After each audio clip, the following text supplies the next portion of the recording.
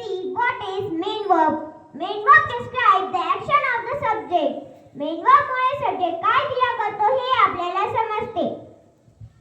For example, Rohan is swimming. इथे रोहन हा subject आहे आणि तो कोणती क्रिया करतोय तर स्विमिंग म्हणजे पोहण्याची क्रिया करतोय.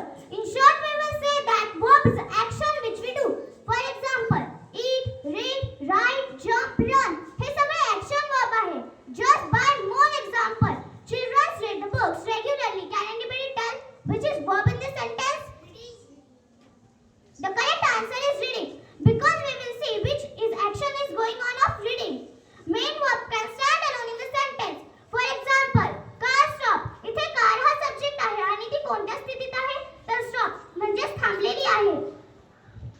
Definition of auxiliary verb: a word that describes situation or state of the subject and they give more meaning to the main verb but they cannot stand alone in a sentence. For example, Ramesh is.